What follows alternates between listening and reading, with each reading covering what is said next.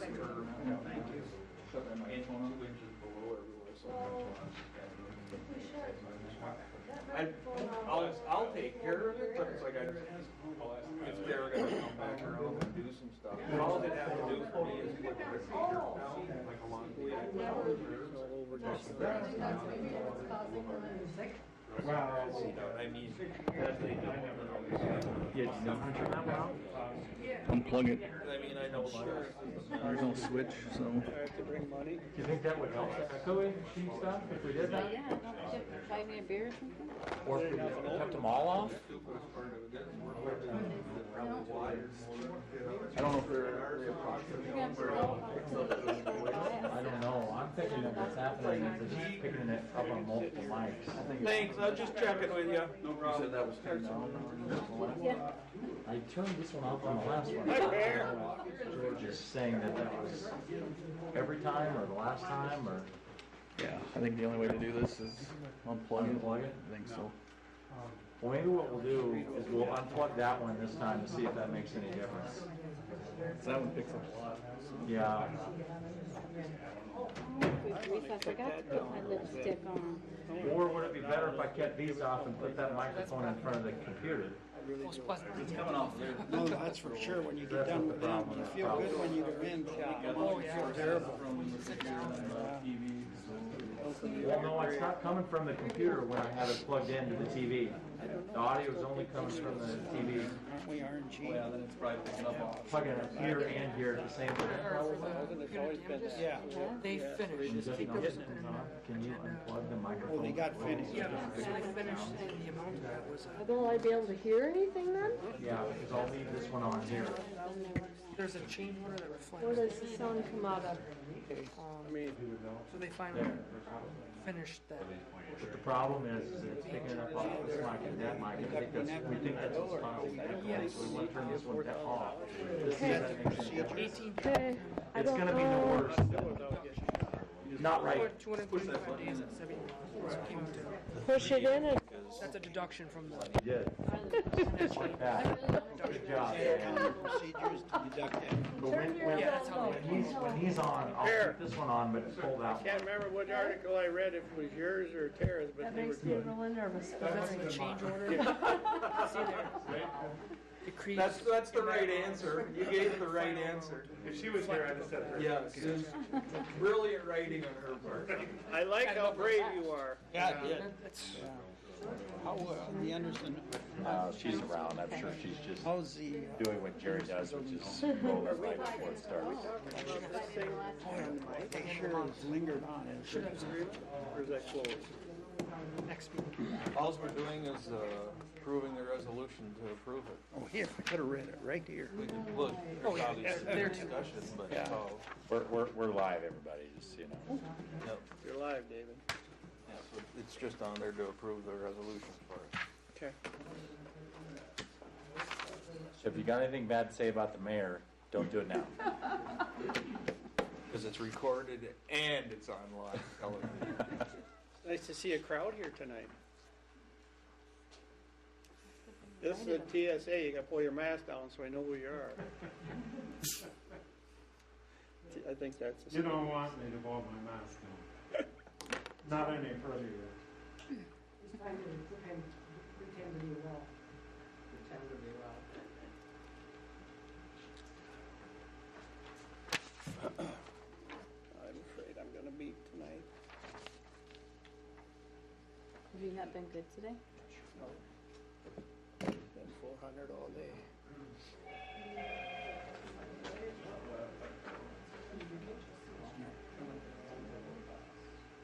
Nerves are up or what? Your nerves are up makes that go up? Oh, yeah. It does? Oh, you get me excited to watch it go. Because your sugar levels, right? That's me, I don't know about you. What's that? You see Jerry's car just drove. Yeah, she's been rolling right as it starts.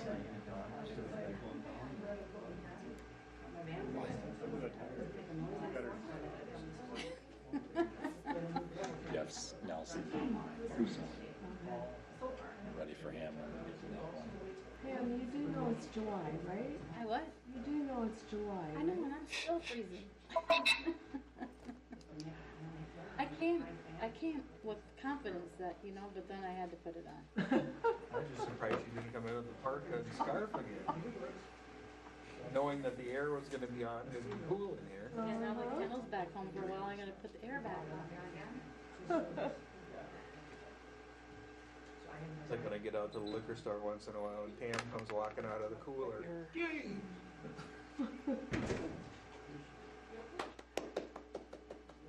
Hey Jeff, we got a little bit of business to do first before we're ready for you. If you could mute yourself, then we'll be ready.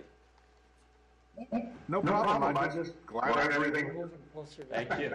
I'm glad you're on. Getting close. Jerry. Might as well stay standing, Jerry.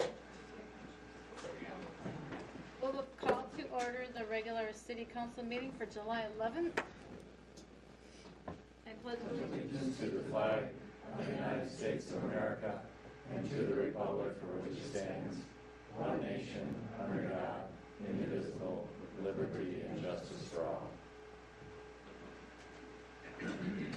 Anybody in the audience want to do an invocation for us? Adam? Alrighty then, we'll just move right ahead. Anything changes to the agenda? No, Mayor, we have no changes to the agenda tonight. Motion to approve is written. I'll second that. First and second, and all those in favor? Aye. Opposed? Motion carries. Next is, and if I were on the ball, I would have something for you to say tonight, Mayor. But the next item is our Employee of the Year recognition, which we already know about because we put it out on Facebook. But we also wanted to make sure, and we recognized Adam at the employee picnic last week. However, we wanted to make sure that we did it in this public way in this meeting as well, because not everyone was able to be at the meeting last week. But the department heads voted Officer Adam Hansen the 2021 Employee of the Year, and his name is actually already on the plaque behind him. And so if we didn't already know that, it's on the plaque.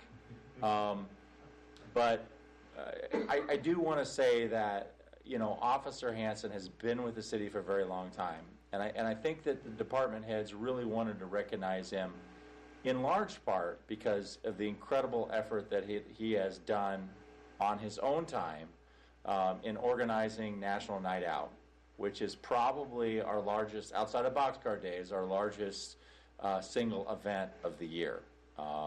And that is run by a series of volunteers, and Adam really, heads that up.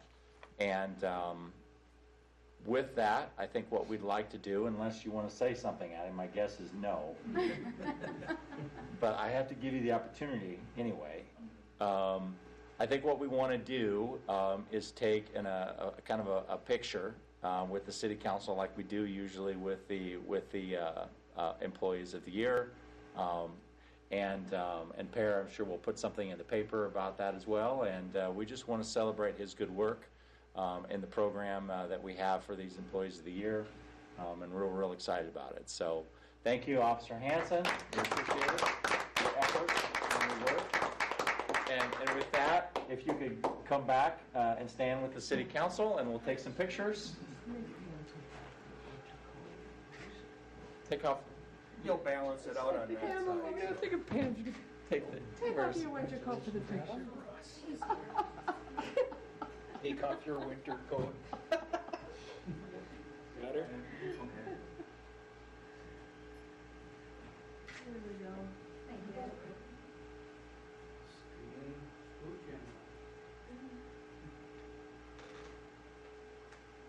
Oh, he's got the big She's camera. I got mine. You go for it. He's got the big camera tonight. You filter these. Well, I'm gonna have to. Did you get it? Otherwise, I've got one too. I think we'll use yours. Okay. Let me make sure that There you go. Oh, wait.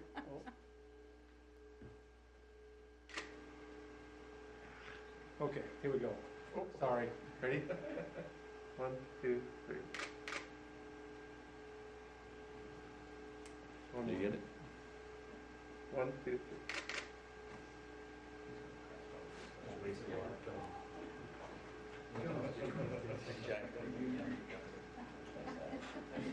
My pleasure. It's like just being a sundress or something for you. No. Thanks.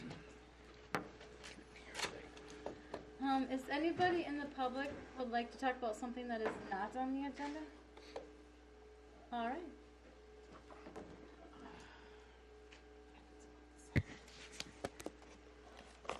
My name is Shirley Anderson, 701 Randall Street, Tracy, Minnesota. And Karen Krog, 343 First Street East, Tracy. We represent the work group citizens, and we're here because we have lost Audrey Koopman, who was a member of our work group committee.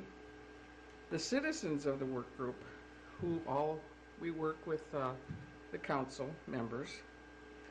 We would like to recommend Dave Leonards as a replacement for Audrey. Dave has been a lifelong resident of Tracy, and we feel he's very community-minded. And we think he would make an excellent replacement for Audrey and a representative for our work group from the community. And the appointment would need to be made and approved by the council. Thank you. I think that's an excellent idea.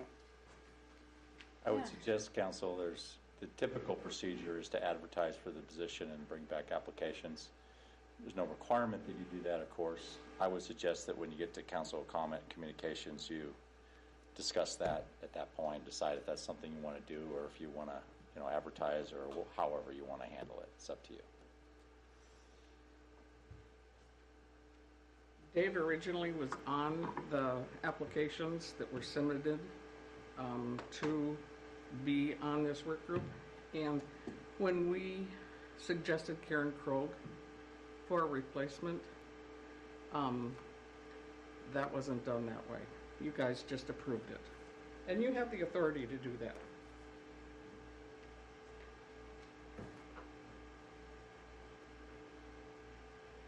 Okay, we'll do that one in Mayor. Council communications, that'd be good time to talk about it. Yep.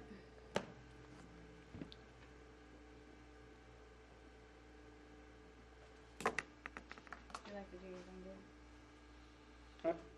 I'll make a motion to approve the April 27th council minutes, approve municipal accounts payable without breakthrough beverage, and approve resolution 2022-66, to approve the disbursements of 2022 allocations.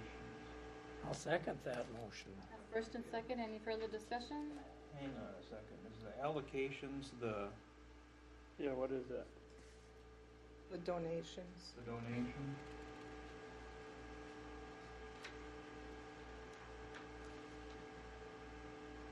I don't know if we want to discuss that, or, because that's what the allocations are, is that? Yep. We can, if you would like to put that down under new business and move that at the bottom to have more discussion about it, we could do that, if you would prefer to do that. Sounds good. So I'll withdraw of that part from my motion. Yeah, and we'll just move the 66 down to the bottom. So that'd be 4 then? Yeah, And I'll second the altered motion. it would actually be 6, because there's more on the second page. Oh, okay. Okay, anybody else have any further discussions about that? Roll call, please. Schmidt, Yes. Jones, Aye.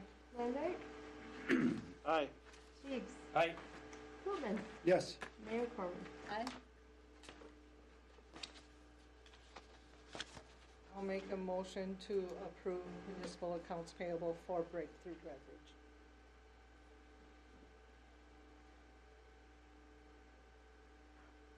I'll second that.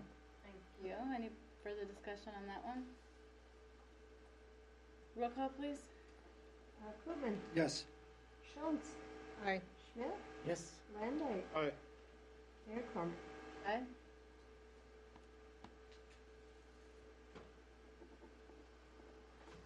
besides our upcoming topic, anybody else have anything they wanted to talk about during the communication part?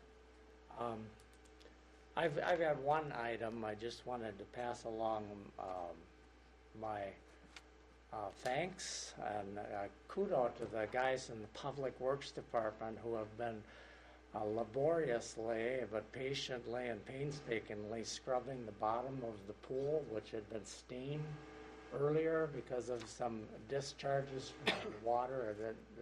If you've been at the pool earlier this year, you've seen it's very brown on the bottom, but thanks to the guys' extra efforts, they've been scrubbing it, and most of the bottom of the pool, I noticed this morning, was that pristine blue color again, and it looks a lot better. So I just think that shows a lot of pride and work and extra effort on the guys for doing that. So I appreciate that.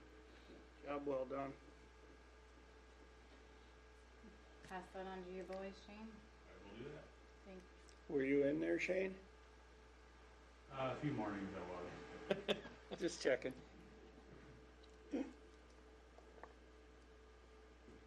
What do you guys think about, do you want to put it up for, Dave? I guess I don't think it's necessary. He's a good citizen, was up or on the board or online to do it. He just didn't, there was not enough places for him. I think we can just go ahead and appoint him and move on. I'm not having a problem doing that. I'm going to make a motion that we accept Dave Leonard's application for the work group. I'll second it. So first and second, any further discussion? No, I think Eric makes a very good point about the application process. But I'm comfortable in this case with accepting the recommendation from our two citizens on that board, simply because I do feel some time urgency to kind of keep the ball rolling here. We've got a report from the architect, and we're going to have a new council member that we're going to be looking for. So I would support the motion as well to approve Dave Leonard's appointment. Okay, we'll do a roll call, please. George. Aye. Sorry. Schultz. Aye. Schmidt. Yes. Hillman. Yes. Teeks. Aye. Mayor Corman. Aye.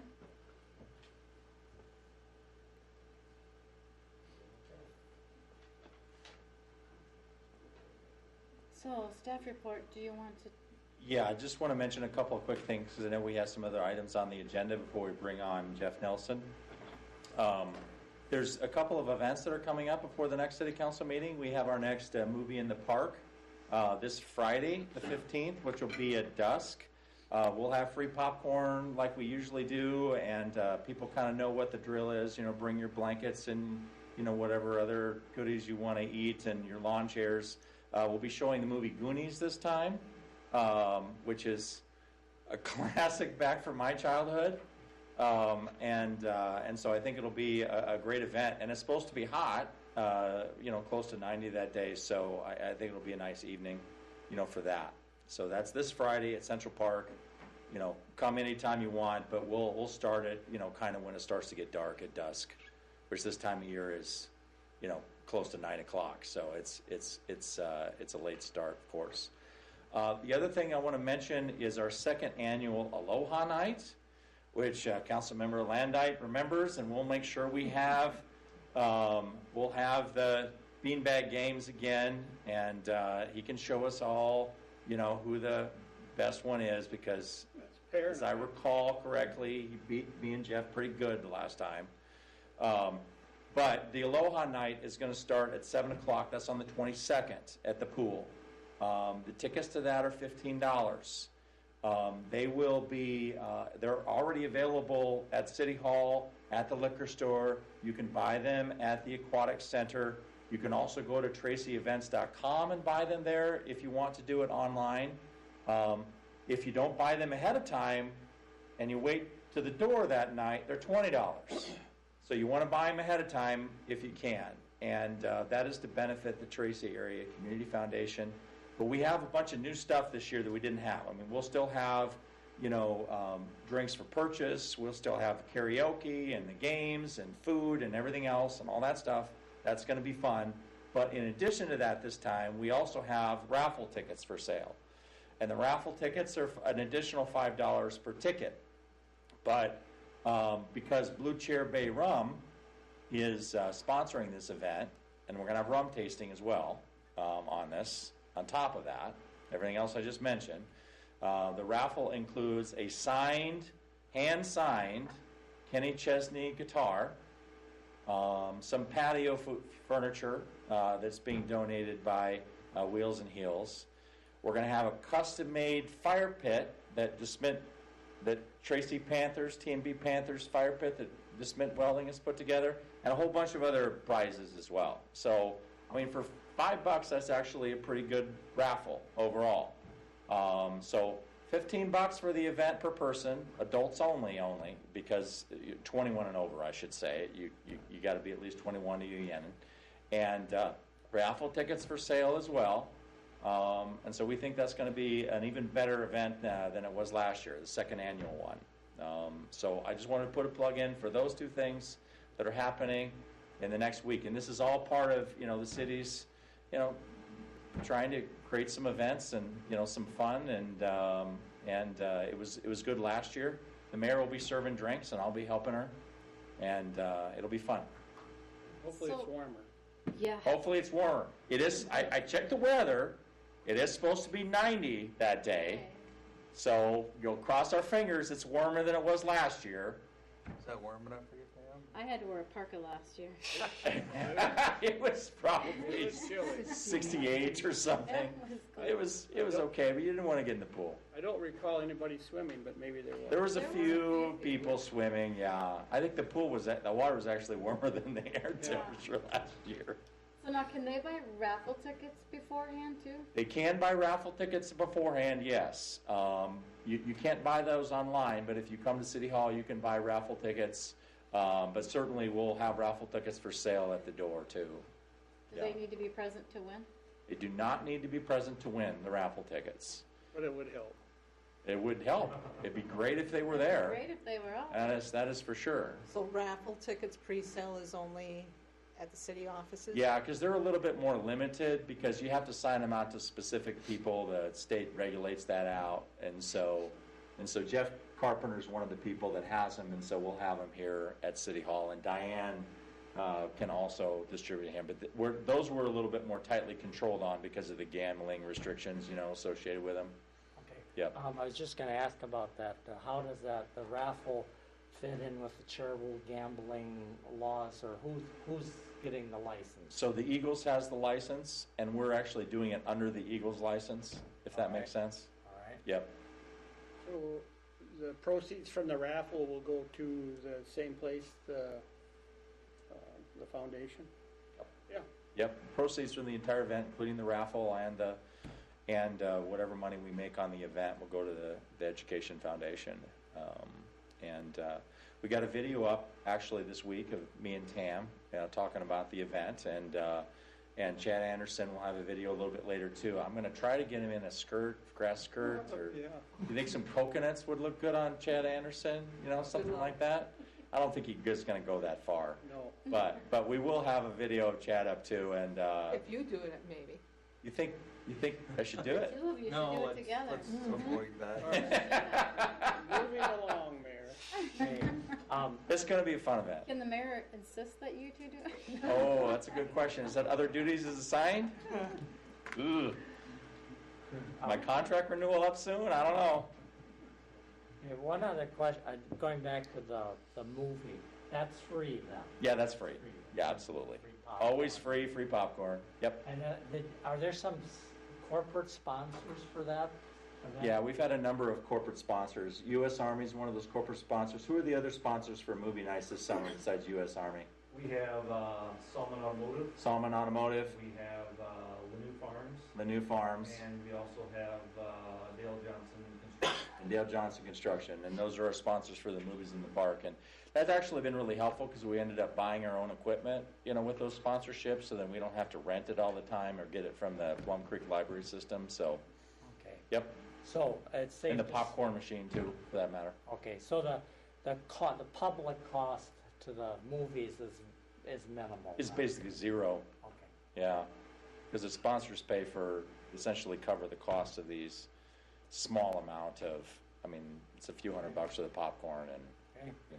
Thank you, Well, thank you. sponsors. Yeah, thank you, Yep. sponsors. Yep. Appreciate it. Yep. And all that information, by the way, is on tracyevents.com, and including the sponsors and when the events are happening and things like that. And so we created that website for Burgers, Bands, and Brews, but now it includes all these events that we have. And, hopefully it's a way we can start to get the word out about this kind of stuff. Say, Eric, if I could make one comment, since we've got a couple big public events coming up, can we somehow get a recycling bin or something for at least the aluminum cans?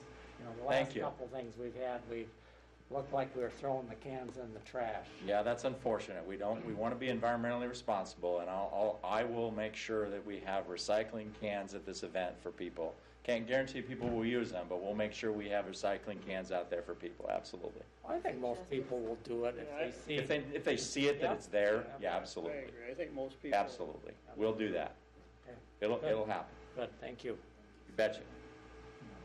That's the only two things I wanted to mention. My city administrators, my report on the work is in your packet, part of the public record, and I'm ready to move on to have Jeff Nelson talk about his report that he completed. If you are ready, Mayor. I'm ready. You're ready. All right, so I'm going to set Jeff up just a little bit, just for the public's benefit. A couple months ago, we hired Jeff Nelson to kind of evaluate what a community center might look like. You might remember some of the citizens actually that spoke earlier tonight, brought forth to the city council in a community center work group meeting a proposal for a new community center at 4th and South Street, and about 2,800 square feet. And the group met at that time, and the city council asked us to contract with Jeff Nelson, who's an architect, Falls Architecture out of Sioux Falls, to kind of evaluate a little bit more in depth what that was going to entail, what it would cost, some things like that. I received that report from Jeff on Friday morning, which I forwarded on to the city council, and so you should have that information in front of you. And so we have Jeff online tonight. He couldn't make it because he had another commitment and wasn't able to drive all the way over from Sioux Falls in order to make this on time. And ultimately, I'm going to kind of turn this presentation over to Jeff. And Jeff, I'm going to turn you around. We don't have the most high tech here, but I'm going to turn you around so that you can see the city council. Do you have any? I don't think you have a visual presentation to make. I think you were just going to talk through it. Is that right? Or unless you have a presentation I'm not aware of. No, I am just going to talk through it. Okay, that's fine. Then I'm going to turn you around then, and you're good to go whenever you're ready. Thanks, Jeff. Well, greetings. It sounds like you have a lot of fun events coming up. I do remember the Goonies movie. Well, what I'm going to talk about tonight is sort of the process that we went through developing the Tracy Senior Center site on 4th Street. When we started working on this with Eric and Shane, I had asked them before we made our first trip to Tracy about, alternative sites, not to throw a wrinkle in everything, but just I wanted to learn about what was going on in Tracy, and are there opportunities or maybe other things that we could start combining things with the senior center. And we did the work for the senior center in Laverne, which is kind of how I got involved in working with you folks. So when I was there, I believe it was early May, Shane and Eric took me around town and we looked at a variety of sites. The first one we looked at was the second floor above the police department. And I'm going to just say up front, all of these sites have pros and cons, and some are stronger on one side than the other. And I'm not really here to talk about specifics on those sites, but other than to give you a feel that we tried to walk around the downtown area and look at potential for the city of Tracy. So the second floor of the police department certainly had the square footage. We looked at the old liquor store next to that vacant lot where the site that this report is about sits. That site certainly had pros and cons about it. The old bakery building was one that really made me particularly raise an eyebrow just because of the historic nature of the building and the character of the masonry on the Main Street side of that building. We looked at the Asian Market building. That one seemed a little small, just kind of giving what we were working with. And granted, the police department building was the only one that we actually went inside of. We looked at the Super Value building on the other end of Main Street, the theater across the street we looked at just briefly, and then the Masonic lot that just sits just east of City Hall.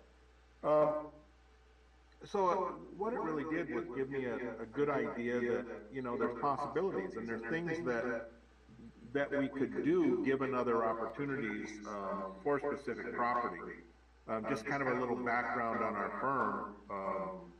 It's been a few years ago now, but we were the Main Street architect for the state of South Dakota, so very in tune with downtown development, refurbishing projects, pouring new life into Main Street, and that was kind of where some of my background in suggesting we look at other sites. So, out of all those sites, the one that probably spoke to me most, other than the bakery building, was the vacant lot next to City Hall. Being an empty lot, it provides some avenues for parking. I could see ways to spur development. New construction on Main Street always adds life to a small community, and that's something that we certainly like to do for our small communities.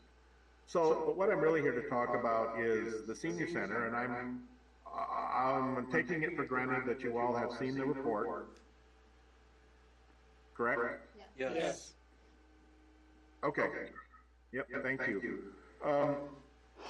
So basically, the senior center building started out as a building that the senior center committee had called me to talk about. And so we had a meeting with them. I believe it was March. I came to Tracy, and I just remember because typically in March it was snowing and the roads were slippery, and I slid all the way there. But we had a great meeting in the in the Legion building, and talked about the idea at that time of putting an addition onto the Legion building, which seemed quite viable at that time, but because of what the addition was doing to the Legion, we were finding ourselves spending money on renovating the Legion, which was adding cost to what could be, a potential site for the senior center. So after some review by the committee, they came up with this 4th Street site, which is the one that you see before you. The building that you see is similar in nature. It has more stuff in it than the Legion building addition had. And this one was really set around the idea of being able to have around 100 people in the main dining area, or I'll call it the main multi-purpose area. And then everything we did was basically set up to support that type of space. So what you're seeing in the building is there's an entry off of 4th Street, there's an entry off of the other, was it the first? No. South. Help me out, Eric. It's South Street, 4th and South. Yes. Then of course the kitchen has its own service entry. So those were things related to how you get in the building. There was a small office area. There's of course the multi-purpose room. There's necessary toilets in the building. the main kitchen, some kitchen storage, some dishwashing area, mechanical room, and a small storage room, multi-purpose room itself. And we had finished this process at the conceptual level, and kind of turned it over to the senior center group at that point, and it's my understanding they had met with the city, and I'm sitting here before you as a result of that particular meeting. So what my job was this time was to take that concept and turn it into something that was a little more close to bricks and mortar. So we had agreed that we would pull that up into what we consider a schematic design level report, which includes a little more detail. It includes some code reviews. It includes some basic building descriptions, some basic system descriptions. It really is kind of set the building up for the potential of moving down the road further at some point. So what you see before you is a building that's, what is it, 40 by 70, so 2,800 square feet, maybe just a skosh bit more because of the entry. It's a wood frame building. It has typical flat bottom chord trusses on it, and very similar finishes to what you would see in a small commercial type construction. The big question that we ended up talking about the most was, what do we need for a kitchen? We've done a variety of styles for kitchens, whether they be just something as simple as a catering kitchen, some sort of hybrids that may have a little more dishwashing in them. We've done some that actually have stoves in them, but they aren't technically used for cooking. This one relates specifically to meal prep. The senior center does serve quite a few meals during the course of a week. So that sort of throws this into more of a commercial side cooking kitchen, and that was the approach that we took with this particular building. So what you see before you is a result of that information, and the kitchen itself, it has a commercial stove, it has a commercial oven in it, it has what I had priced out was commercial refrigeration, commercial freezing. Not that you couldn't use residential freezers or residential refrigerators, but the commercial units are typically a little bigger and offer a little more capacity. We have some stainless steel tables for prep work. We have a serving window so that we can serve meals out of the window. We have a 2-compartment prep sink. We've got a 3-compartment scullery sink. I did not include a dishwasher in it just because we don't need one, and this is a small kitchen, and we can probably do without it.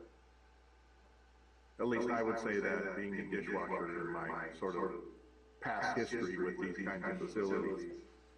So a few things that came along with this, because of the site being adjacent to the old liquor store, it's a big gravel lot. There's a lot of space around this building. So there's on the north side of the building, there's about maybe 45, 50 feet, something like that, to the property line. Then we assumed about 45 feet to the property line there's ample room for parking around the building. We certainly, because of the gravel lot that's there, there's substantial space for off-street parking on the property, as well as, of course, parking on the street if we were having an event or something. So how this all breaks down is, everything is so volatile with where costs have been going in the past couple of years exactly. So what I did was basically take an estimate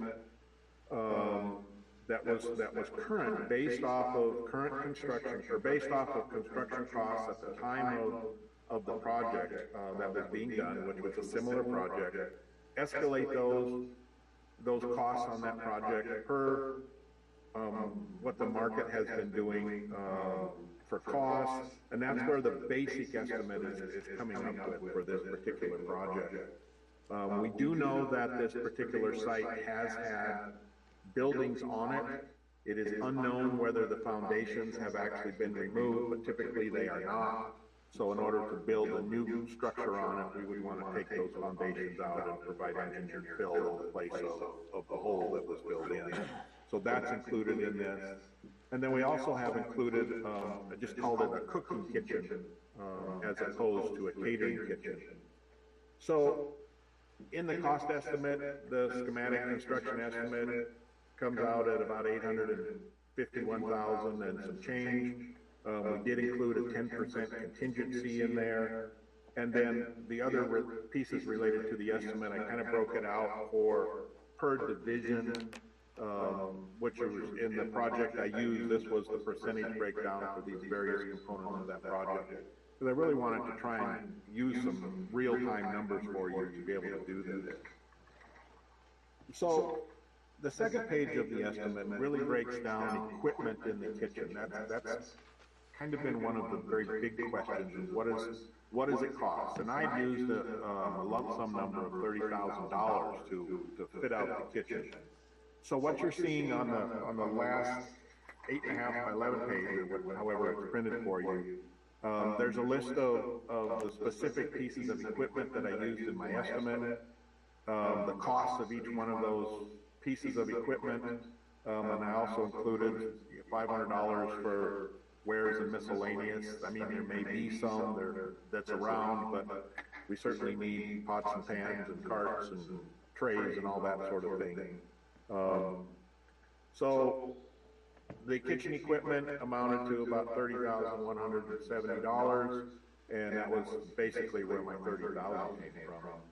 So the one thing that I wanted to do, and what Eric and I had some specific discussions about, was what would be the cost if we were doing a catering kitchen, or basically providing a kitchen that somebody could come in, bring the food already prepared, warm it up, keep it warm, and serve it in the current space that we have. So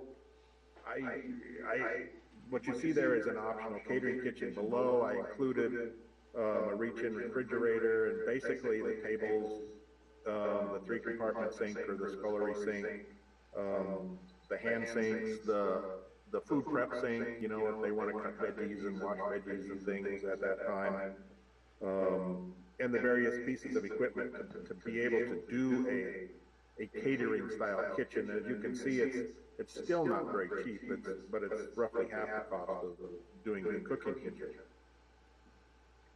So as a culmination of this report, you know, we actually did feel like we've taken a pretty good look at this particular site, the costs of developing on this particular site.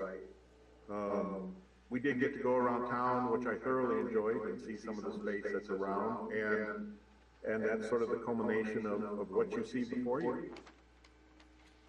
So I guess I'll open it up and say, do you have any questions that I can answer? Jeff, it's my understanding that lumber prices have declined significantly since March. How do your estimates fit in with that? I did take that into account. So my estimate includes basically a 40% increase at this time over what prices were before all the things started jumping up. So recently we've seen a decline in copper. I do not have that included. I just found out about that yesterday. But prices are coming down. They're not where they were, which would be really great. But I guess from the information that I'd received, the 40% based off of those should put us reasonably close in the ballpark. So you're pretty confident in your cost estimates that they're solid? I guess at the time I did this estimate, I was pretty confident. We'll see where the prices go. I'd like to see them keep coming down. That's good for everybody.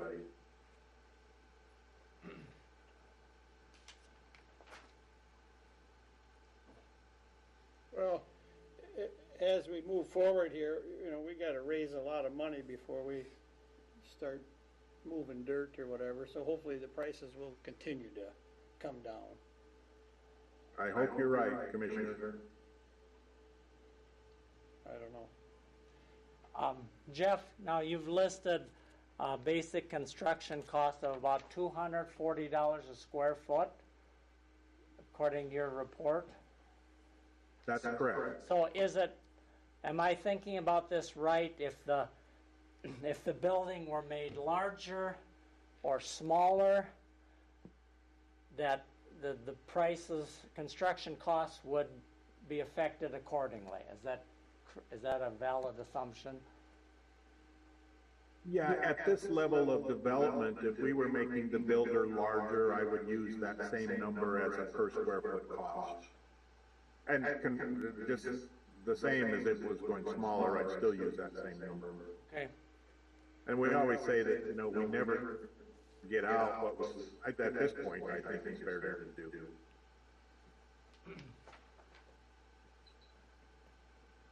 Jeff, was there something in the design about solar panels or solar energy?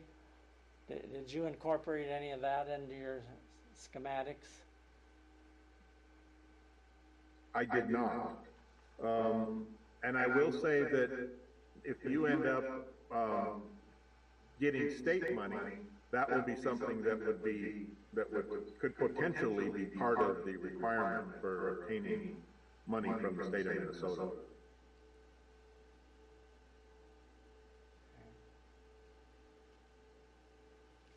So is the reason that you didn't incorporate solar, is it not as, like, how does that work? I mean, how long does it take you to get your money back versus the cost of solar?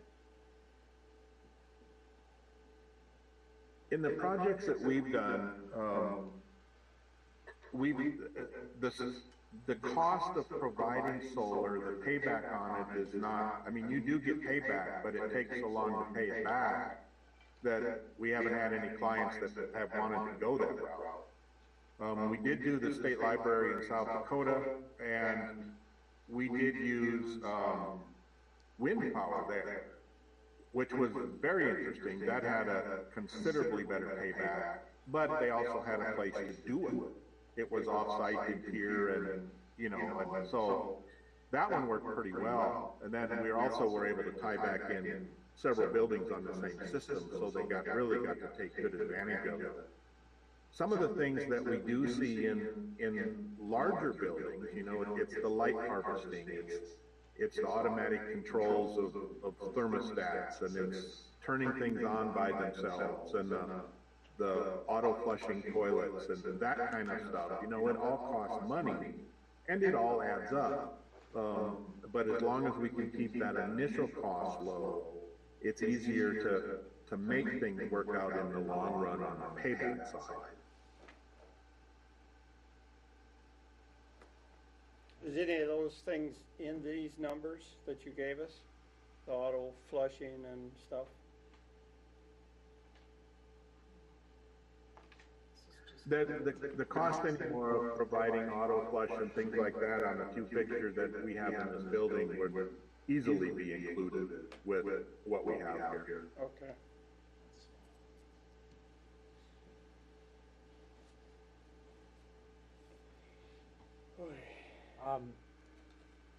Jeff, we're talking about the site itself and the fact that we don't know whether there might have to excavate the site on the corner of South and 4th Street. But you didn't do any soil borings or anything just to determine that. Is that correct? We did not do any borings, no. Yeah, okay. What do you need for how far down do we have to go to bring it back up to make it satisfactory? Well, what I figured in that $25,000 was going down 10 feet. Assuming we would, see a foundation and go get the bottom of the footings out and any floor slab that's there. Just taking a stab that it might be 10 feet deep, and that's what I use. Okay.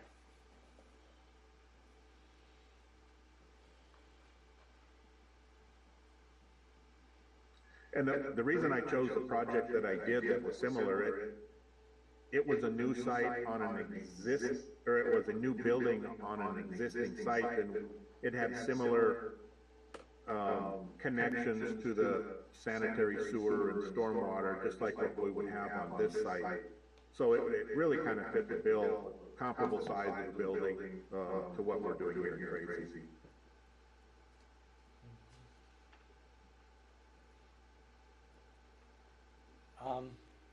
Jeff, could you elaborate a little bit about what you said about the building site east of the city hall?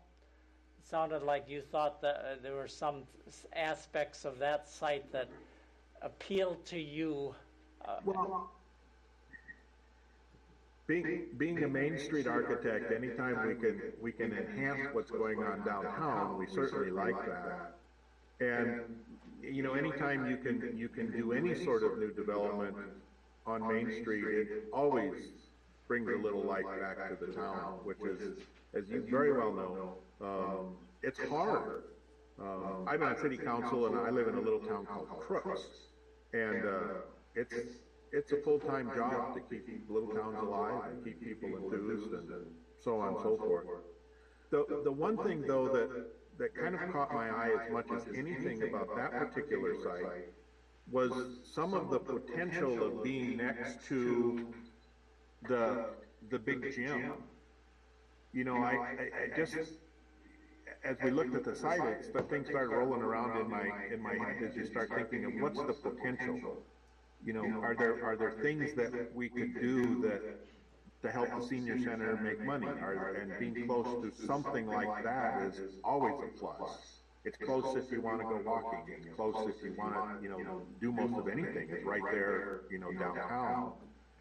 The one thing that I have run into before that's always good is in some states, we see that downtown development like this, you get more of a chance of federal aid, which goes to the city or goes to the state, which comes back to the city as more of a downtown development project. So there's an avenue there for fundraising that may be worth investigating. I guess that's just how it is in some states. I know South Dakota, if you're doing things on Main Street, it does pretty well, and especially if we're in small communities. I know in Crooks, we get all sorts of money from the Department of Game Fish and Parks for trails and bike routes and things like that, as long as we're connecting city facilities, so library and schools and things like that. So we've taken advantage of those kinds of things here. Do we know if when the Masonic building was torn down, if the basement, if that was all? Good question. I was going to mention that. Yeah, I mean, there's a couple other reasons why that site's a little cleaner. That's one of them, is because we know that the foundation was torn out, so we know what's there. The second thing is that the sewer and water connections are there. At the site on 4th and South Street, they're not, so we'd have to actually go all the way out to the main in the street. That adds some additional development costs. And so that's, and correct me if I'm wrong on saying that, Shane, if you were. No, you're right. I'm right? Okay, good. Because I'm always afraid when I start talking about engineering that I'm going to be wrong. But the development cost of that site is a little bit less than South and 4th because of it's that clean site.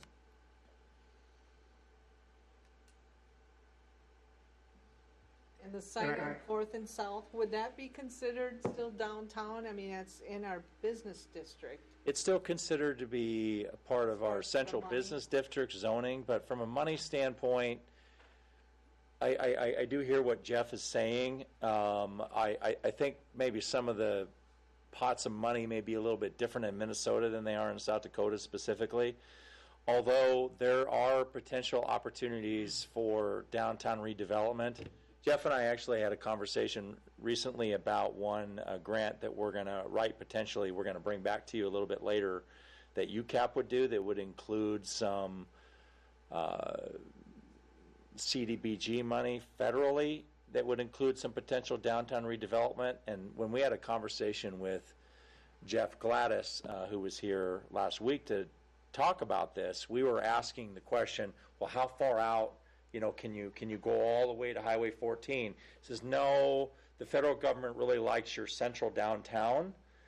And so it's conceivable that it would be included, but I promise you they would like the main corridor. Our 3rd Street is really the main street. They would consider the main street more.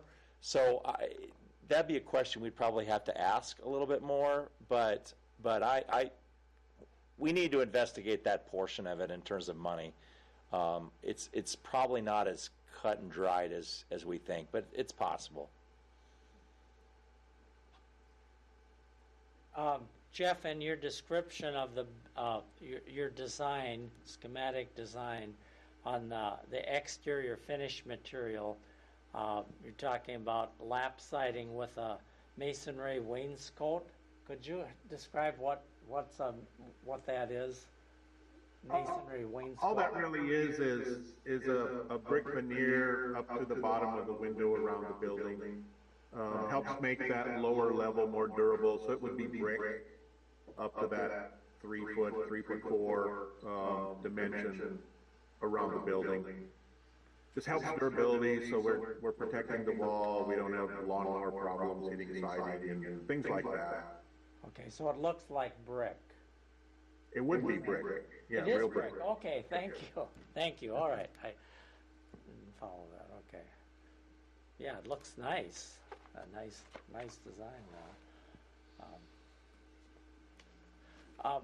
Jeff, could you elaborate a little bit? You said something about the old bakery building, and I'm assuming you're referring to the old Tracy bakery building, not the one that was closed, I don't know, 10, 15 years ago. But it's on the west side of 3rd Street, about a 1900 building.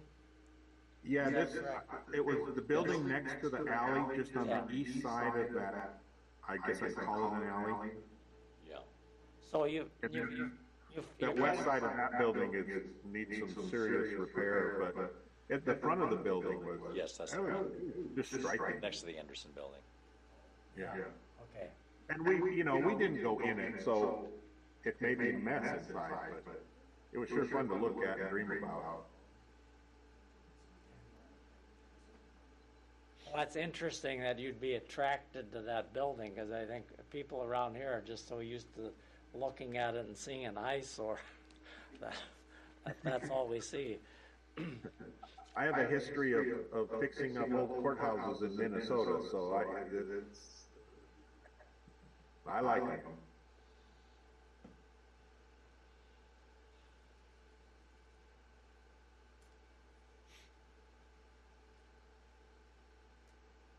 Mayor, is there anything else that we have for Jeff? Does anybody else have anything for Jeff? Do you guys have anything for Jeff? I do have a recommendation. Okay.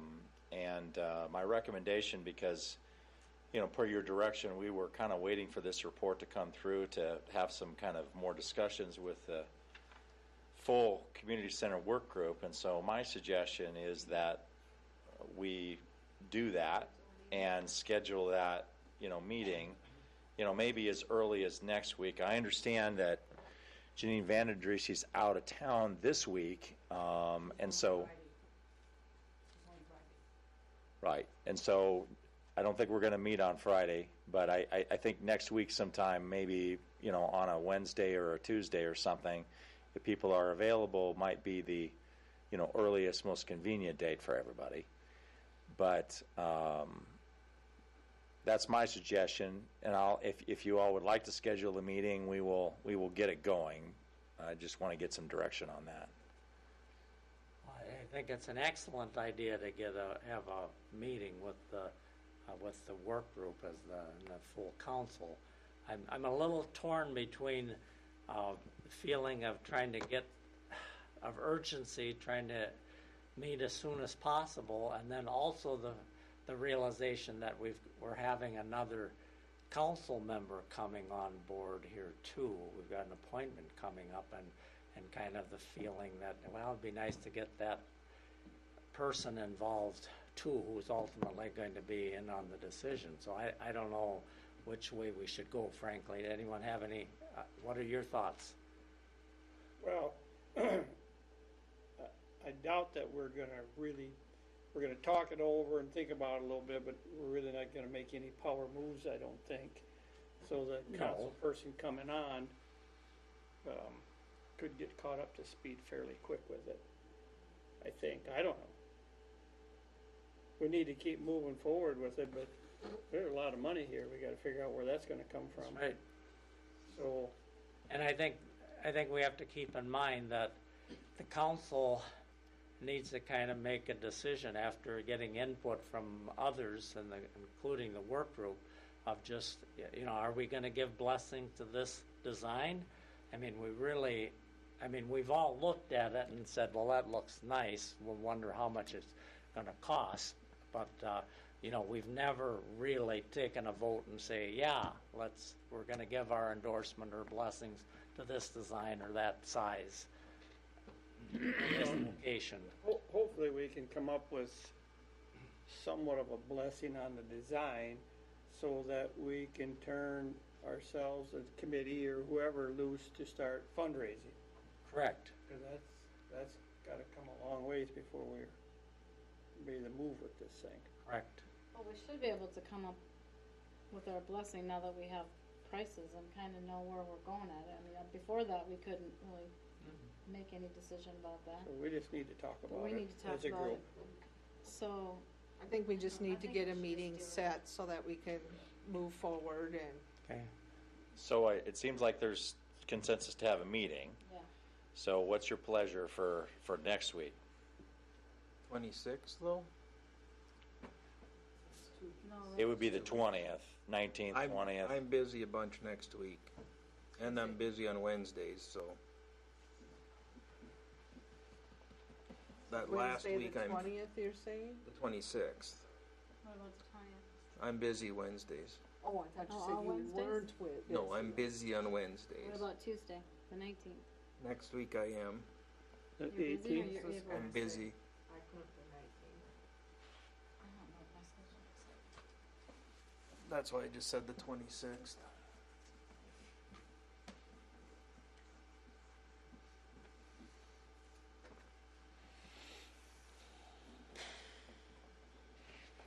What about the 21st?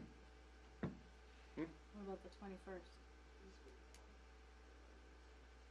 I say that and I have no idea what my schedule's like. I could maybe do the 21st, but it would be better earlier than later. Okay. So earlier in the week was not good. Well, not for these guys. I mean, Yeah. Monday Yeah. we've got planning commission. Mm-hmm. Tuesday didn't work for, I didn't say. Oh, just for, Yeah. for Dave, Tuesday and Okay, Wednesday. okay. So then we're going so for how- Thursday. Okay, how does the 21st look for everyone then? what, does Thursday work for you, Davey? Should. I'll make it work. Should you go for the 21st? How about the work group? You guys okay with that? The 21st, which is Thursday? Okay, so it sounds like it's going to be the 21st. We'll At 6 what o'clock, time? 5:30. Get there at 5? 5:30. Yeah, I can. Yeah, Mondays are just always my worst day to get out. So So Jerry wants to have it What works sooner for than Dave later. for work? Should we just do 6 to 8 have it scheduled for, or 6 to 7:30 or something? You can't do 5:30? I can do 5:30. George is the one that says a little later. Better. Well, you guys all have such good jobs. Well, you guys, do you think we're gonna need more than an hour to discuss? It's not like it's gonna be a wide I think agenda. it could easily take more than an hour. You think so? Discussion. Oh, I've got my rose-colored glasses on. That's Can we what I go said. 5:30 to 6:30? Probably gonna have to do 5:30 to 7. 5:30. Well, let's not put an end date, let's just Yeah, move it along. let's we as just have to fast have as a we we can. just have to have a start time for the Yeah. public notice. That's it. It's end date. We don't need to know. Can you do 5:30? Yeah. Bring your lunch. Yeah, okay. So is it 5:30? Is that the consensus? Yeah. So 5:30 on the 21st, and we'll do it in the library basement like we have in the past, because that seems to be a good spot. All right. With that, I think that's all we have on this. Jeff, thank you for sitting through our commiserating. Since you're on the city council, you know how this goes. I know very well. I know very well. Thank you very much. Appreciate all your hard work. Thank you. Jeff? If you need anything, give me a buzz. Will do. Thanks, Eric. Bye. 5:30. Yeah. Library basement. Okay, we'll send out a notice on that. Okay, Mayor, the next item we have is new business, if you're ready to go to that. Okay. The first item, and I'm going to have Matt explain this a little bit, but a week ago we unexpectedly received, and all you who are watching and the council already know, of course, that Councilmember Kutau resigned a week ago.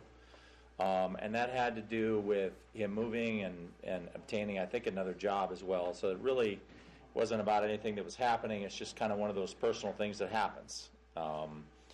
And so he gave notice to that. We have to acknowledge that. And I'm going to let Matt talk a little bit about kind of the procedure and answer any questions that you may have associated with replacing him. So by state statute, the city has to formally accept the resignation, pass a resolution accepting that resignation, declaring a vacancy in a seat.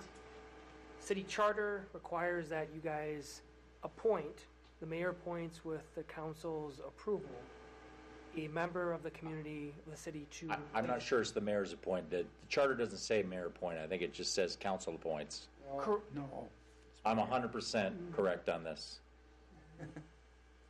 I'm looking at it right now. It's council appoints. By city council, yes. A city council appointment. That's correct. And that is after you advertise, which I believe the city has done for 2 weeks. And after that, the council needs to select a person from those applications to serve as the council member for the remaining term of Councilmember Kutau's seat. And because he has more than 2 years, his seat will be up for election this fall.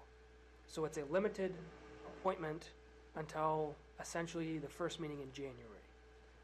So that's what the city council would be appointing after you receive applications. So it's a minimal term, and that person would be up for re-election if they choose to resume serving on that seat, but would be subject to an election, along with the other community members that wish to serve in that role.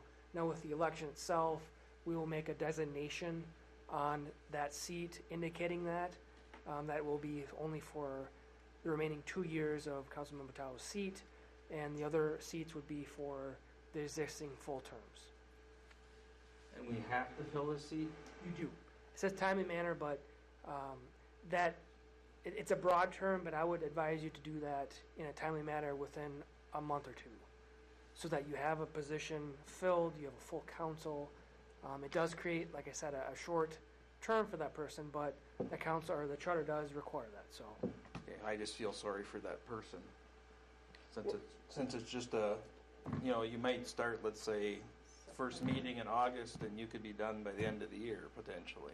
Well, hopefully, I guess the way I look through it, whoever applies and the council gets behind them, that they will run when the election is up, and the citizens of this city will go with that also. And it has to be a separate designation on the ballot. It can't be the top 4 vote getters get the 4 years. We're going to discuss it. It's specific to the seat. We actually discussed that with the county officials as well, because we were wondering the same thing. Could you do that? But because it's it's considered a special election as opposed to the general election. The other 3 council members are up in a general election. It has to be a separate ballot. So you'll have a vote for 3 situation, and then a vote for 1 situation for a 2-year term, complete the 2-year term, and that's a special election. So, yeah, we don't believe you can do it that way, unfortunately. So, okay, so for Coos seat, 3 people are gonna run for that, and then 10 people are gonna run for the other openings? You could Or is have it as all many on people one? as you want. I mean, if you, for the 3 Right. regular seats that are up, you would have a vote for 3 situation like we did the last time, Yep. where you vote for up to 3. Yep, That would be for a full 4-year term. yep, And then there will be another item on the ballot that is a special election, same ballot, that is to fill the remainder of the 2 years of Coos' term. And then, of course, the mayor position will be up for a regular 4-year term too. So there will actually be, so you'll vote for 3 4-year terms, for 1 2-year term, and for 1 4-year term for mayor. so do the people have to declare that Yes. they're just gonna run Specifically for Coos? that seat, yes. Yes. So, but can this, like, one person put their name on both of them? No. Or not? I don't believe so. I misspoke. Maybe I'm wrong about that. They could, Okay. They Run could. For a 4-year term Or and the a 2, 2-year term? correct. What if they win both of them? Then I believe you go to the second vote getter in that for that seat, so it gets a little tricky. Okay, all right. That's a weird wrinkle we hadn't contemplated. Yep. So I was just We'll, thinking we'll about have to work through this because we're going to have to bring this back to you ultimately for council action to create the question on the ballot anyway. But let's talk about that. That's crazy. And for the council's appointment of the person you elect to serve on the remaining seat until January, how that procedure would work is that person would need to get majority approval from the council. So someone would make a motion to appoint that person, and presumably there'd be a second, and there would need to be a majority number of votes approving that appointment for that person to be appointed. And that would be, if there was more than one motion, there'd be separate votes, but there would need to be a majority vote approving that person to be appointed. Okay, Mr. Attorney, what if it's a tie? 3 and 3. Well, then it dies for a lack of, Vote again. Consensus? yep, Vote again. You already thought that through, huh? yes. Oh, yeah. Might be a long night. I don't know. So do we need to decide tonight when we do this resolution, if, depending on, if we get one candidate, or if we get multiple candidates, if we interview for the position, for the appointed? There's nothing in the charter that says you can't interview. You guys could choose to do that, but It would still be, if let's say for sake of argument that you got a bunch of applications and you wanted to interview them, they could theoretically do that on July 25th and then appoint them in August, and that would still be in a timely manner, don't you think? yes, So, you would satisfy the timely manner. I think that you could make that decision based on how many applicants you get. What we had contemplated as a staff is we've got to advertise twice because that's what the charter says. So we're going to advertise this week and next week. And then what we had put, it hasn't gone out obviously yet, but what we had put in the ad is that they would be due at the end of the day on the 22nd. So then by the time we get the packet out to you and, would have all the names that were the applicants, you could decide, I think, theoretically, Matt, on Monday night, do you want to appoint one of those people? Do you want to interview them all? Do you want to interview 2 of them? If you had more than 2, I think you could decide procedurally on the 25th. Yes. So you don't have to decide that right now. Because you're right. How many people you get or interested might drive that decision. I just hope we get somebody. Well, that's a good question. And I'm just speaking, when I was appointed to the council, I think I was the only one. Yeah, there was somebody else that had also submitted and withdrew their name. Oh, okay. They saw your name and said, I can't be there. That's the 800-pound gorilla. We're not going up against George. But I heard of a couple people so far, so. Yeah, we will accept the applications and then we will provide them to you on Friday, with the packet. And then we'll go from there. But that's a good question, Matt. What happens if no one applies? The charter does not require you to select one of the applicants. So you could, city council, throw a name out there to nominate, and if a majority votes to approve that, then that person would be appointed subject to them accepting that appointment. Yeah. So, So if you don't show up at the meeting, you could. You could. You get very well appointed. be so you, appointed. technically, you would not have to select from the pool of applicants. The charter just requires you to advertise and accept applications, but it says the city council may appoint. So, in that situation, you do not receive any applications. That would be an alternative way for you to proceed. Hopefully, that's not the case. Yeah, but let's not hope to go down that road, Yeah. hopefully. It's better to get applications and then. Let's fight that dog if we have to. I don't think that's gonna be, I don't think we have to worry about that. So that's the procedure. Ultimately, we'll advertise, take applications, then Monday the 25th, you review those applications to determine if you want to appoint somebody or interview or whatever you want to do. What you have in front of you is a resolution, as Matt indicated, per state law, we have to accept his resignation and then declare a vacancy before we can officially advertise. And that's all this resolution is tonight, it's just declaring that vacancy and accepting a resolution. I'll make that a motion. After seconds, any further discussion? Roll call, please. Newman, Yes. Schmidt, Yes. Landay, Aye. Teagues, Aye.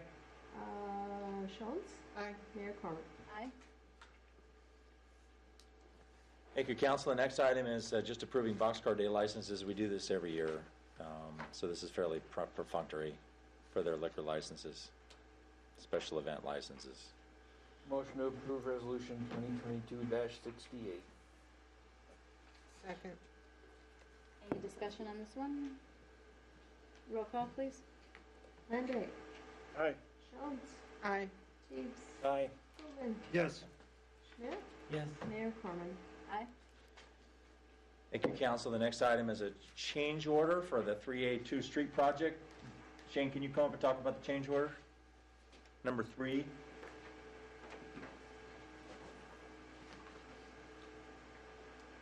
So this particular change order is actually for the milestone. They're not making the milestone, the charges for over the winter for not having the concrete work done. I can't hear you.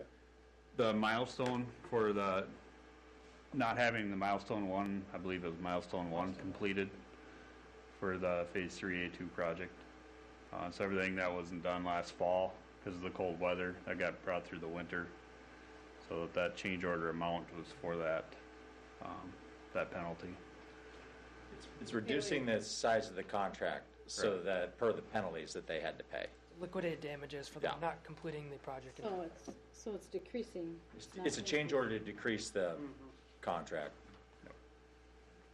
And in further contracts, are they gonna up that rate? Are they gonna what? Up the penalty rate per day? We could look at that. I mean, the penalty for completion of the project per day is substantially higher. Okay, it's just the milestone one. It's just the milestone one that was Okay. less. But it's the citizens that suffered through it. I know it's terrible. We don't like it at all. And I tend to agree with you. It's something we need to look at. We're not going to have another one of these situations anyway, ultimately, in the short run. But yes, it's something we need to keep in mind. All right, somebody like to do that? Well, there's more on that I want to talk about, but not this one. I'll make Okay. the motion that we do whatever it is we're doing here. Approval, resolution. Yeah, resolution to decrease the amount they're getting paid. Second it. Any further discussion on this particular resolution? Roll call, please. Newman, Yes. Landay, Aye. Schultz, Aye. Teagues, Aye. Schmidt, Yes. Mayor Corman. Aye. Did you have a question, council member, about this Well- project in general before we get on to the next one? Yes, I. Okay. What go ahead. are we figuring out on the hoop-de-doos on all the streets? We thought that might come up tonight. Golly, I went on that roller coaster we- ride. we- I've made were the just- mistake of driving that road too much We- lately, and We have an update on that, so. Keeps you from speeding. It keeps you from speeding. No, you just do a roller coaster ride. Right. So I met with ISG and AET that has been doing the compaction testing. They're going to do some further testing on the settlement areas to make sure that it's done settling, and kind of come up with a recommendation from there. So we walked around and looked at most of them this morning, and then they're going to get them all mapped. Could be 2 weeks before they can get their boring machine into town. I guess it's stuck on some other sites for a little while here, and then from there they'll come up with a repair. There may be different repairs for each one depending on, if it's done settling, then it's, they might be able to just mill it out and recompact the surface. Otherwise it's going to be, they might have to dig down 8 feet, repack it all the way up too, but it's just coming up with the best repair for, I guess, the best future, so we don't have any settlement down the road 2-3 years from now. Will that potentially slip them into another penalty, so to speak? Because it wasn't done, probably wasn't, I don't know, I'm guessing it wasn't done right to start with, but yet the whole project's got to be done by such and such a time. Right. It could. As far as penalty, I'm not sure.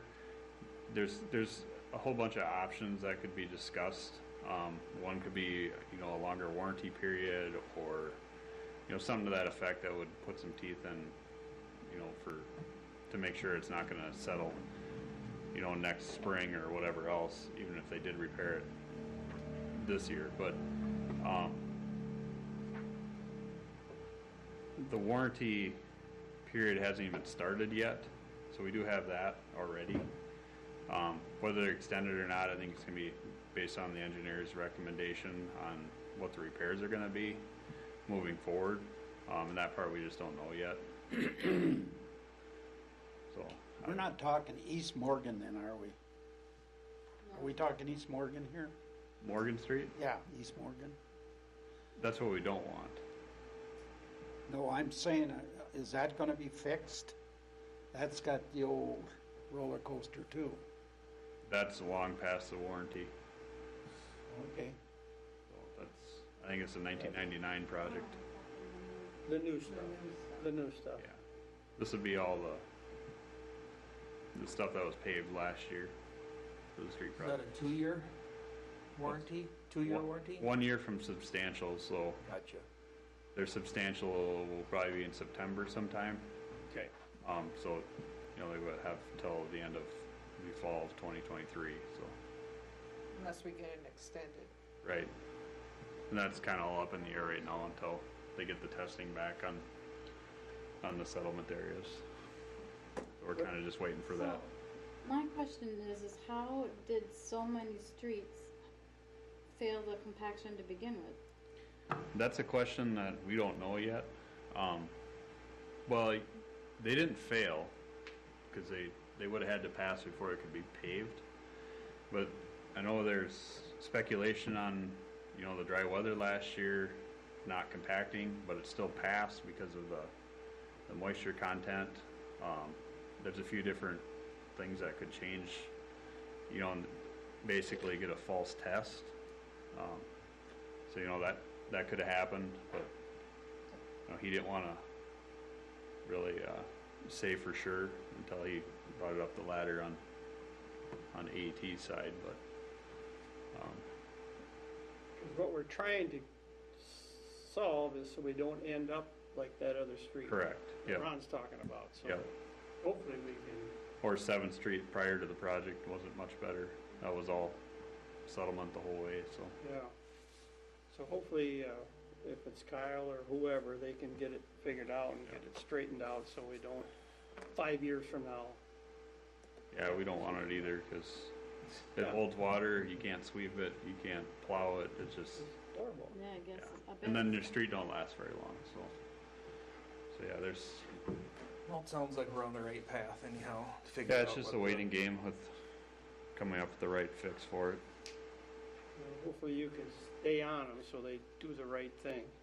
Yeah, it's been brought up every week, so at the meetings, so definitely not getting forgotten. So the pay app next. Ready to move on? Pay app is next, yes, if you all are happy with where we're at with that.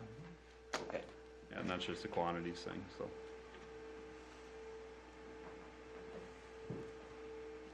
All right, thanks. We're ready for the next resolution? Yeah, which is the pay app, so that's just pay app number 10. This is a routine payment to RNG for the project. I'll make a motion to approve resolution 2022-70 to approve the payment number 10. I'll second that. First and second, any further discussion? Roll call, please. Schmidt, Yes. Teigs, Aye. Whitman, Yes. Landay, Aye. Jones, Aye. Mayor Cronin. Aye. The next item is a long-awaited item. Almost feels a little anticlimactic now because this is going to be pretty easy and straightforward, which is the purchase agreement for the sale of O'Brien Court. The Tracy EDA did a public hearing on this back in May 11th, I believe, and they voted to approve the sale of O'Brien Court because O'Brien Court is owned by the EDA, although technically the city kind of owns the EDA, so in reality it all kind of rolls up to you anyway. But they agreed to sell O'Brien Court for $1.2 million in cash. That is subject to your approval of a purchase agreement, which is the agreement that is in your packet. And Greg Olson from the, who I think most of you have probably met, who is the principal of the company that's purchasing the property, has seen all this, and we've worked out all the details, and everything is kosher with him. Matt has reviewed it as well, and I don't know if you want to put that on the record as well. That I have, I originally drafted the purchase agreement, and through discussions not only with Eric, Jeff, City Council, Mr. Olson and his attorney, this is the final version. If you recall when we met, I think it was the first meeting in June in the library basement, you had some changes that you had requested. That's incorporated in this final draft, and that was approved by Mr. Olson and his attorney. Notably, the right of first refusal, the restrictions on the usage of the property, and I believe those are the two main items that you had requested to be added. Those were added. They were approved by all parties, so that is in the final version of this purchase agreement. And just so the council is aware, this is a little bit of unusual transaction, but not really. It's what they call a 1031 exchange. It's where someone sells a piece of property and uses those proceeds to buy another property. It's an IRS regulated transaction. It's tax-free. There are certain time components that a person has to meet to qualify for that tax-free transaction. Notably that once they sell the property in which they're using the proceeds to buy this property, they have to close within 180 days. And the buyer cannot actually physically receive the proceeds of the property that they are selling. That goes into the hands of an intermediary or an escrow agent. So that person does not have control of those proceeds. It must be held aside and set aside for the property that person is going to buy with those proceeds. This case, that is what Mr. Olson is electing to do, or at least has told us. Now, you might say, what happens if that falls apart? We still have a signed purchase agreement. So he's legally obligated to buy the property for the terms and price that are included in the purchase agreement, the $1.2 million upon these terms. So, for instance, if something should not occur as he plans, if he signs a purchase agreement, he's legally obligated so long as the city complies with all of their requirements under the purchase agreement, which the city has done. We've had the inspection, the properties within the property lines. We will be able to give them clear title. So there's no other requirements that the city has to comply with. So if he fails to come to closing on or before December 1st with the funds, then he would be in default, and the city could sue him and seek specific performance to require him to proceed to buy the property. So you are protected in that fashion upon him signing the purchase agreement. So there are protections. This creates a legal obligation on his part to proceed with the sale. we think verbally, based on what he told Jeff, that he's already sold the property anyway, and so we think that we're probably covered, but in case something falls through, it's not a risk in the purchase agreement ultimately. He has some financial incentive to proceed with that, because if he does not buy this property within 180 days with those proceeds, then he's going to have a tax liability on that. So I'm assuming that's at least $1.2 million, so a tax on that could be substantial. So there is a big financial incentive for him to proceed with this sale beyond just the legal obligation of signing the purchase agreement. There's one other thing to let you know about this particular resolution. The purchase agreement says that the closing will take place December 1st of this year or before. As you know, we have a lease with Sanford Health, and it says that we have 180 days, that we have to give them 180 days notice for them to get out of the lease. We have received an email communication from Stacy Barstead at the hospital saying that they plan to vacate that lease early. What this resolution says is that specifically directs me to give them notice that we're selling the property and on notice on the lease. And Stacy has indicated to us that they will leave early, but we don't have a specific date on that yet. We're waiting on a kind of an official legal communication from Sanford Health on that. But ultimately what the resolution says is that we can't sign the purchase agreement until we receive that official communication from Sanford. And so Tom Moran, the president of the EDA, is going to sign this ultimately, but he can't sign it until we know for sure that when they're leaving, so we can kind of coordinate what that is. Purchase agreement also has a contingency to that fact. It's contingent upon Sanford's lease being terminated. So Yeah. we are protected in that regard too. Let's say they don't leave, and Mr. Olson says, well, you guys have violated the purchase agreement. No, because it's contingent upon Sanford terminating their lease and vacating the premises. So there is a contingency contained in the purchase agreement. But we would like to have written confirmation in place that Sanford is going to voluntarily leave, so then we can direct the purchase agreement to be formalized. Right. So ultimately, there's just a couple of little small caveats like that, and that mainly has to do with timing more than anything else. But with that being said, everything else is good to go, and everybody's in agreement on this purchase agreement. With that, we don't have any further presentation for you on this particular item. I know it's been a long time coming. I want to thank Matt and Jeff in particular, for being like a bulldog on this whole thing. I know we had another letter of intent that fell through, and then this one came along, and it's just taken quite a lot of effort from a lot of people to make this happen. And so we think it's a good thing for the city and the EDA, and recommend your approval of this purchase agreement. With that, be happy to answer any questions you might have.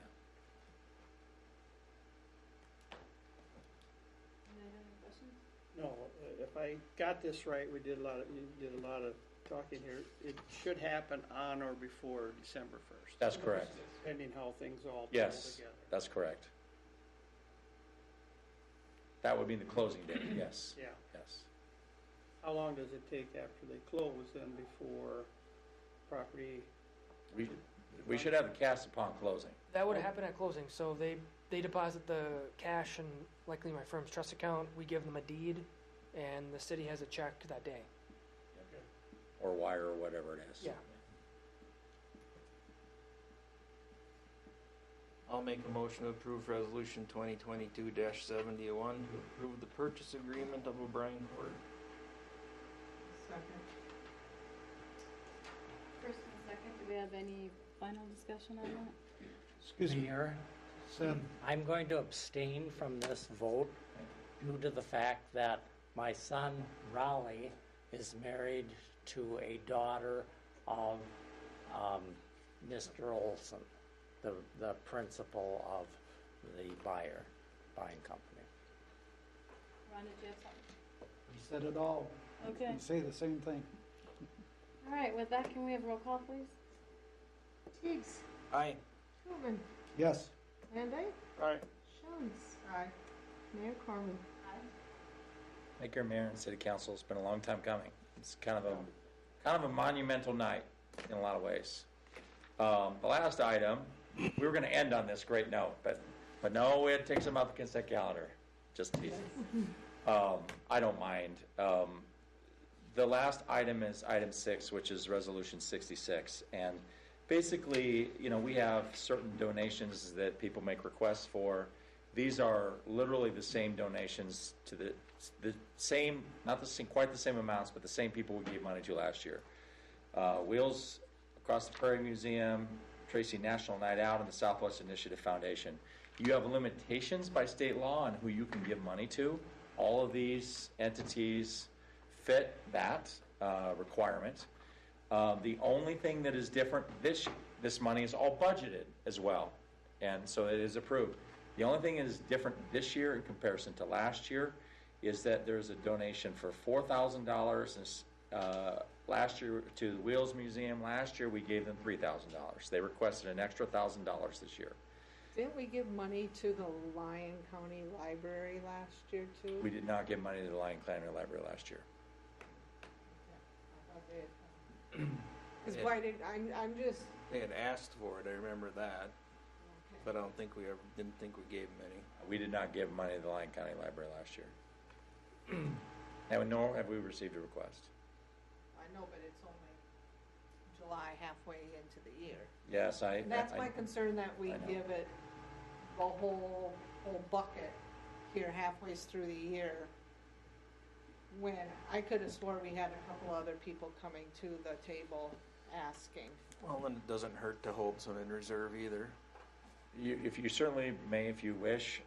National Night is coming up in a few weeks. I certainly wouldn't want to hold that in reserve. But if you'd like to make a modification to these amounts, that would certainly be fine. If I could, Mayor, if I could offer a little background for the Wheels Across the Prairie's request.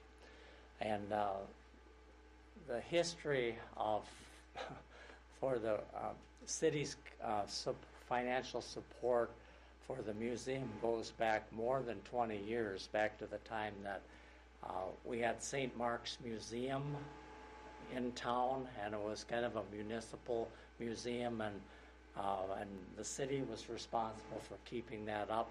And some people from the museum, I think Mary Lou Ludeman, Dorothy Pamp, and others, they came to this council and said, look, we will help you take care of St. Mark's, clean it, and keep it open over Labor Day for boxcar days, in exchange for if the city would give us some financial support.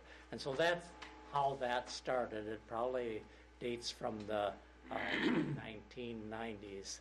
And the increased request this year for the Wheels Museum is just based on the enormous needs out there of the buildings that need maintenance, need repairs. We've got a train that we got 30 years ago, more than 30 years ago, that's going to be needing some major paint and rehabilitation work and so forth, and it's just a lot of stuff out there that needs attention, and it all takes money. So that's the reason for the request. I see that is a good thing out there, but I'm not really in favor of increasing the money. I think what we've done in the past should be enough. I don't know where else to use the money, but like Jerry said, there's other things that are going to come up. So to hold that back, and for heaven's sakes, if nothing does come up, then we can always give them a little more. I don't know of any other organization that I don't think, I guess, that we give a lot of money to this amount. 1,000 here, 1,000 there, it all adds up. But this is a large sum. People out there listening, I'm not against it. I'm not trying to close it. I'm just saying maybe we need to hold back a little money in case something else comes up. Well, like you said, nothing would stop us from, at the end of the year, Finishing it. saying we wanted to donate an additional $1,000 at that time Yeah. to the museum. That's just my opinion, so. Eric, refresh my mind on this Southwest Initiative Foundation. Last year, when we were going through this, did we not send the money to Granite Falls? Where did we send the money last year? We didn't send any money to Granite Falls. We sent money to the Southwest Initiative Foundation last year in the same amount.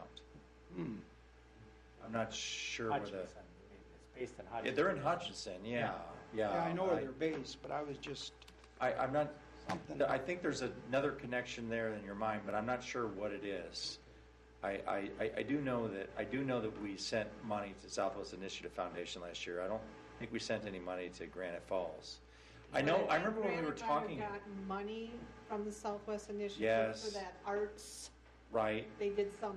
We art talked about Granite mural Falls. thing, I can't There's remember something now. with Granite Falls. We talked about Granite Falls because they have a community foundation too through the Southwest Initiative Foundation, and they're doing that, that art program that we started doing. And so that may have happened the same time we were doing that, and so, but I think that's a separate issue. Okay.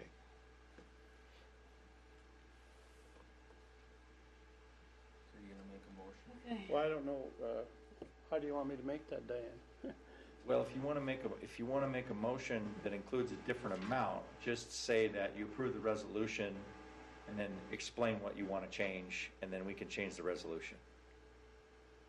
That's exactly what I'd like. I'd like to lower the Wheels Across the Prairie, $1,000 and hold it, Hold 1,000 in reserve. yes, Okay. towards the end. Yeah, I got you. So that would be then 3,000 for the Wheels Museum, 1,000 for Tracy National Night Out, and 1,000 for Southwest Initiatives Foundation. That's what it would be. Yes, Second. you did perfect, Diane. Oh, we have a first and second. Any further discussion on that? Roll call, please. Jones, Aye. Van Dyke, Aye. Schmidt, Yes. Koeman, Yes. Steve, Aye. Mayor Corbin. Aye. Thank you, council. That's all we have for this evening. Motion to adjourn. I have nothing additional for the council. Oh, that's. We weren't gonna let you have anything additional. Motion to adjourn. Second. All those in favor? Aye. Aye. Opposed? Motion carried.